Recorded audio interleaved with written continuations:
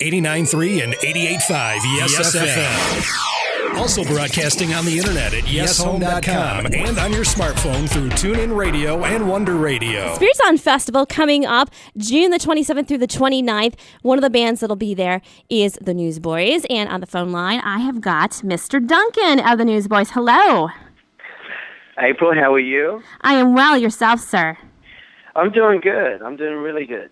Excellent. So are you taking a little bit of a break after having been out on tour for a couple of months? Yeah, we are. We've been out supporting the God's Not Dead tour for, gosh, man, seems like, well, it is nearly 18 months now. So we're finally done with that and just got home last Monday.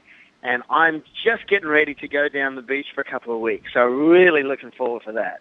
Excellent. Now, is home here in the States, or do you guys get to go back home, at least some of you who make up the band, back to Australia?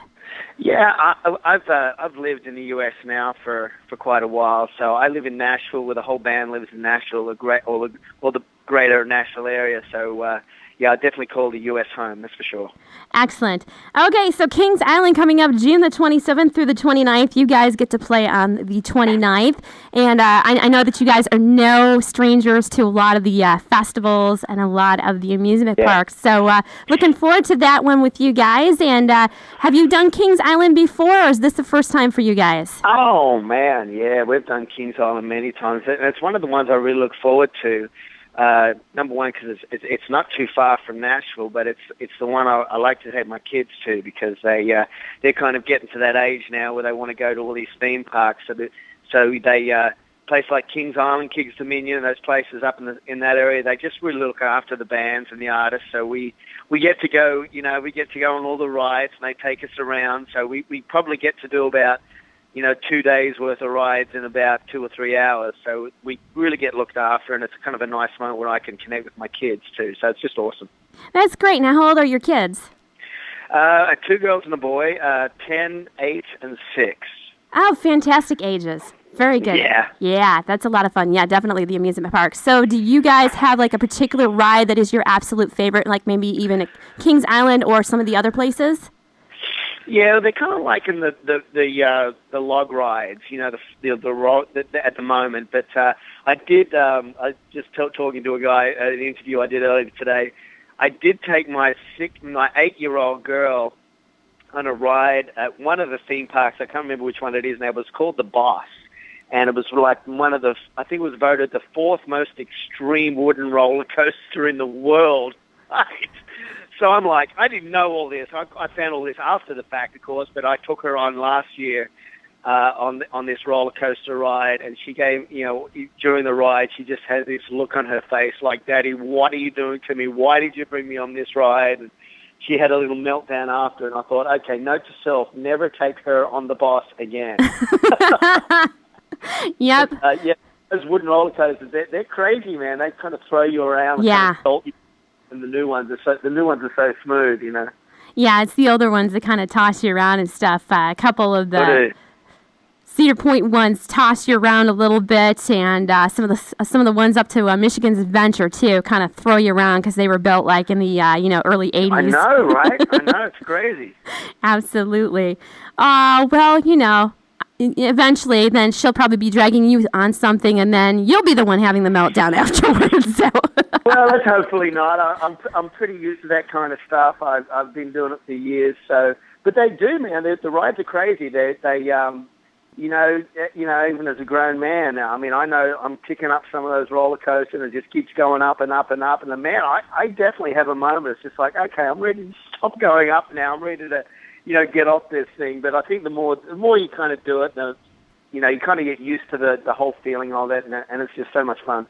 Absolutely. Who are some of your bands or favorite bands to play with when you guys are out there on tour with all these festivals? Well, the great thing about the festivals is you do get to see all the bands that you've kind of created friendships with over the years. But I think for me, one of my favorite bands at the moment is actually Building 429. They've kind of toured with us quite a bit over the last 6 months, so we've really got to know those boys well. We just toured a little bit with Britt Nicole. Her and her band have been awesome. gosh, I'm just trying to think. Of course, Toby. Toby's, a great mate of the band, has been for many years. So I always try to get to see Toby set if I can. Skillet's another band. I always try to get them. We've known that. Man, I think they've been around just about as long as we have.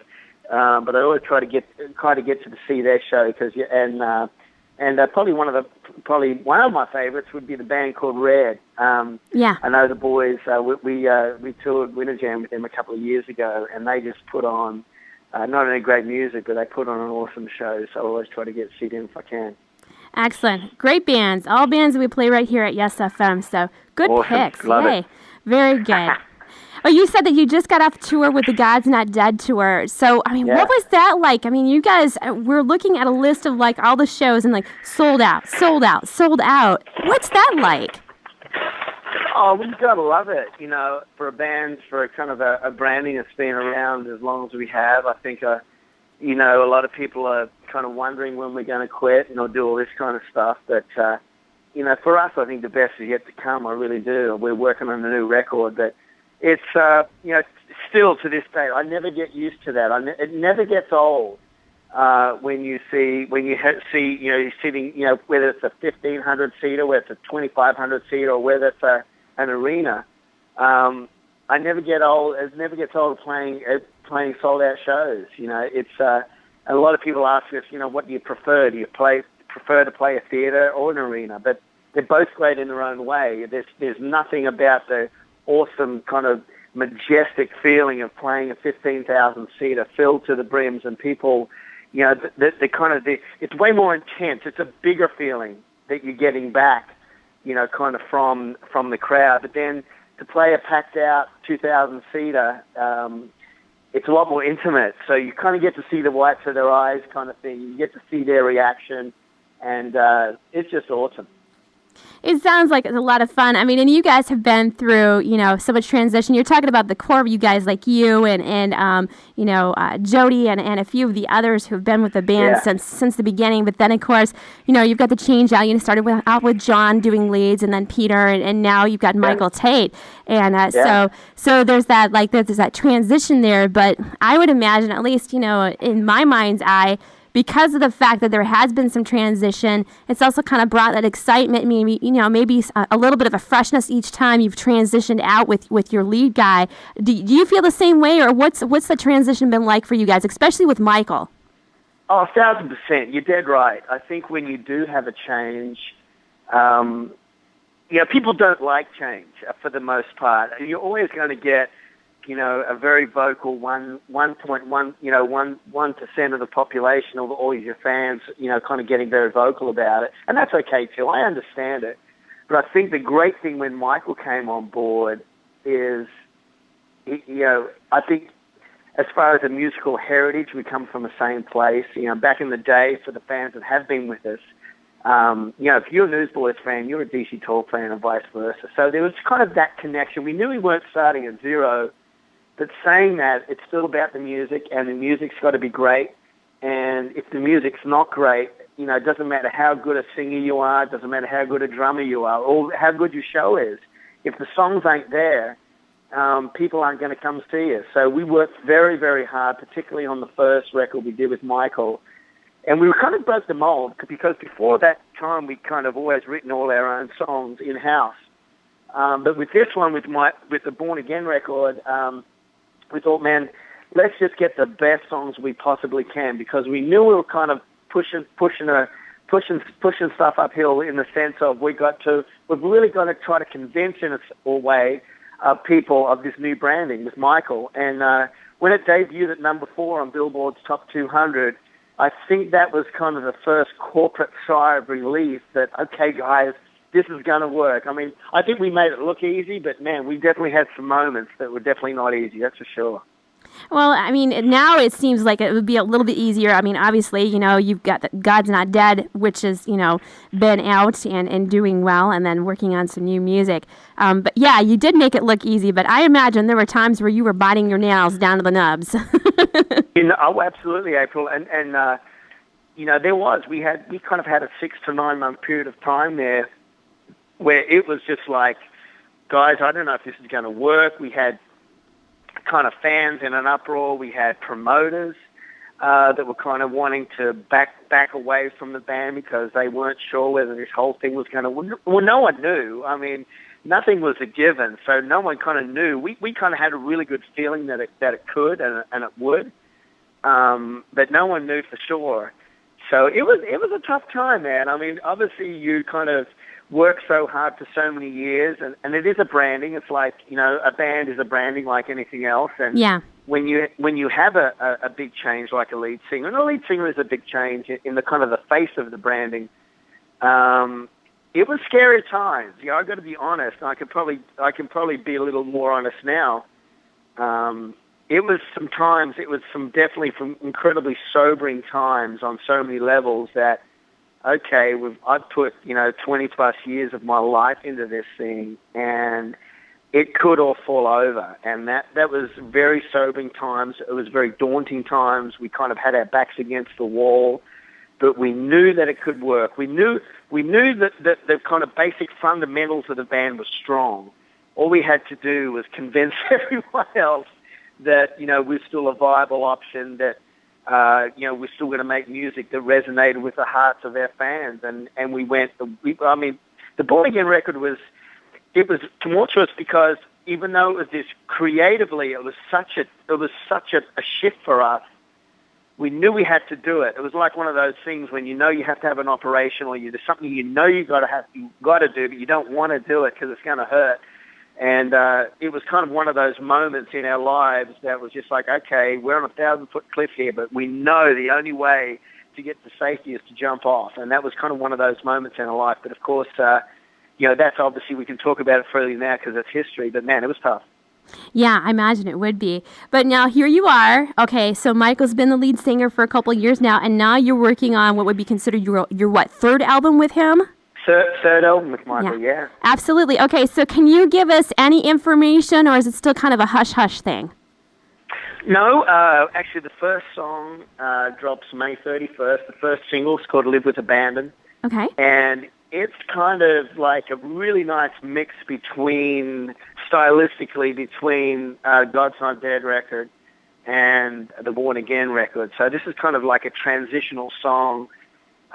It's a great song. I think it'll go number one. I'm feeling really good about it. I think our fans that really love God's Not Dead in particular are going to love it. But I think this record, it actually drops September 10 in the fall, which we're still working on. Man, I've always been a sucker for a 3.5-minute pop song. I love pop music. I grew up loving the music of the 80s. So for me, this record in particular, it's a pop record. We really want to go beyond the bounds of the church in this one, although we knew we had to solidify that with the last record. We kind of had to really kind of put a stamp on, okay, Michael, this version of the band is the real deal. We're not messing around. This is not a fad. We're here to stay. But this time, creatively, we've gone probably a lot more to the place where the band actually does fit. And the band is a pop band. You'll see that in our live show when we come play. But this is definitely, Born Again on steroids, stylistically. It's a pop record, no doubt about it, but it's very modern pop. It's kind of the most modern kind of pop record the Newsboys have ever done. So we just hope people will enjoy the ride with us as we explore this new area for us. Oh, it sounds great. And you said it comes out in September? September 10, I think the album comes out. But the first song comes out May 31st. Very good. And do you have a name for the album yet, or are you still working on that? We're still working on it. Okay. That's all right. We're pretty sure on one or two titles, but I don't want to say it quite yet. I think it's probably going to go to press here pretty soon, and it may have already, but I'm just not quite. I haven't talked to the office today, so I'm not quite sure whether it has. But we're pretty kind of 99% sure what it's going to be, but I'm sure the next couple of days you'll know. That's awesome. Very good. And once again, you guys are playing at Spirit Sound Festival, which is coming to our area, Kings Island. The day that you're scheduled is June the 29th. Well, you had said something about Live With Abandon being the first single off of the album. We actually have that in our little hands right now. Oh, you do? Oh, yeah. We got it. Look so. out. now, I just want to tell you that some stations have been playing it early. Okay. I know, depending on your program, some do like that, and I know the labels don't, but have you heard it yet? No, I have not heard it yet, so I'm looking forward to playing it because it'll be my first time hearing it. A couple of our other DJs have gotten a chance to play it a few times and stuff, but I haven't heard it yet. So, but yeah, hopefully you like it. I'm really proud of the song. I think it's a kind of a great bridge song, for where this record's going. So I can't wait for everyone to hear it. I'm so excited for May 31st. I really am. Absolutely. Well, we'll go ahead and play it right now if that's okay with you. Yeah, do it. Let's do it. All right. Well, hey, Duncan, thank you so much for hanging out with us. We look forward to seeing you guys at Spirit Song Festival and, wish you all the best on the new album and everything else that you've got in the works. Can't wait, April. Can't wait. All right. We will talk to you later. All right. Bye now. Bye-bye. Yes FM.